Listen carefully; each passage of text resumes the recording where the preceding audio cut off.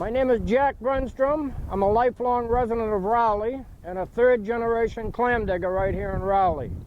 I worked in various industries throughout my working career, and 10 years ago when I retired, I started working on the clam flats. What we're about to look at here now is this year's public propagation program for the town of Rowley.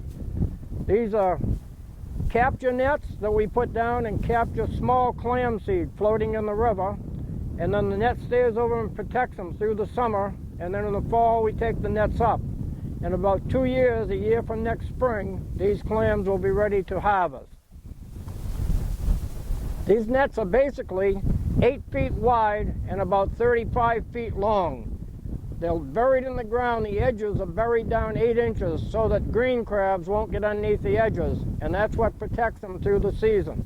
This floats down the middle of the nets. That floats the nets up when the tide comes in, and that's how they get up into the water column where the seed can catch onto them. We've had very good luck with this type of propagation. But it's a matter of lighting, you know, but can you see all those holes down underneath there? Every one of them is a clam. We've had as many as 1,500 per square foot. So we've had to thin out. We like to get them down to about maybe 50 per square foot. That's when they can grow good. We've had probably 5 to 6 years of good clamming and up as high as 20 years of not very good clamming. What we've been trying to do with the nets is to raise up the center of that cycle and get it at least halfway up to the top so that we're never almost completely without clams. Right now, we're doing that very nicely. The biggest predators, of course, the first one is humans. Over the years, we've had different predators from the sea that would destroy our clam flats. The first I remember was cockles, which are big snails, and they would wipe out a clam flat very quick. The second one was horseshoe crabs, which went on for years. Then the next one was green crabs, and this is the one we're fighting right now. The green crabs are perfect predators, and the more you kill, the more they raise. As long as there's food around, they will raise more and more young. So they're almost a perfect predator. ×7 market multiplier on clams, so that whatever the clam digger earns, there's 7 times that goes into the local economy through other things, the shucking of the clams, the gas for the outboard motors, the ice to ice them down, and all that sort of thing.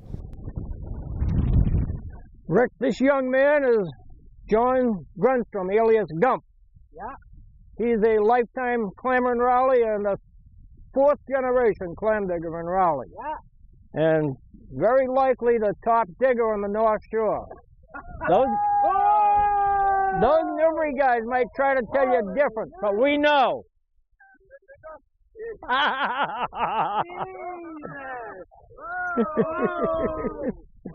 I knew that would get something going. Just tell them if that sun goes behind a cloud, all those guys on the other side of the line grow horns? No. You didn't tell them that? No, I didn't tell them that. I think it's not true. I have a friend that sends clams to Florida all winter long, especially during the winter, and because the northerners are down there. But most of them go as far as New York. But typically, the big market is in Boston.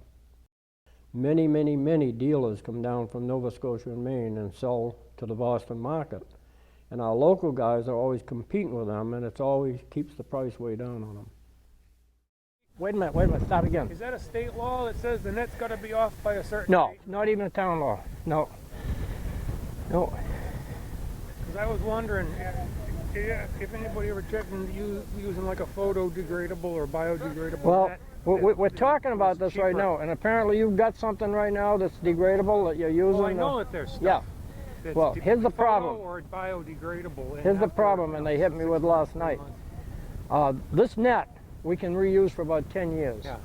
Now it's not it's cost, because that other net you put it down, it's gone. However, if you can't get them taken up, then you've got to find some other way to do it. And it's coming to that point, because Dan's getting to a point where he can't take them up anymore. Yeah. The first thing, it has to catch seed. Yeah. If it doesn't catch seed, it's not worth a nickel. Yeah. And then second, how long does it take to go to hell? Yeah, so what do you figure, 2 years is what it takes the clams to grow? Well, we probably want to protect them for about 5 to 6 months. Yeah. Now, it'll still be there, probably, but it won't be, it's not something that could be picked up by an ice cake and hauled out to sea, you know, it'll just be a mush, like. Yeah. That's what I think. So that's what we're hoping for. Yeah. There's a lot of products out there. Yeah. What about the mesh size? What about the hole size? Well, what we know works is an 1/8 by 1/4. We know that works, but it may other sizes may work too, you know. We used to throw onion bags down, and it worked fantastic. So what we didn't realize, we had to leave them there. I used to put nets down and then roll them one roll, and then roll them another roll. By the time we got to the third roll, all these are gone. You've got to leave them there for at least a season, you know. Yeah, I'll do a little research. I'll see if I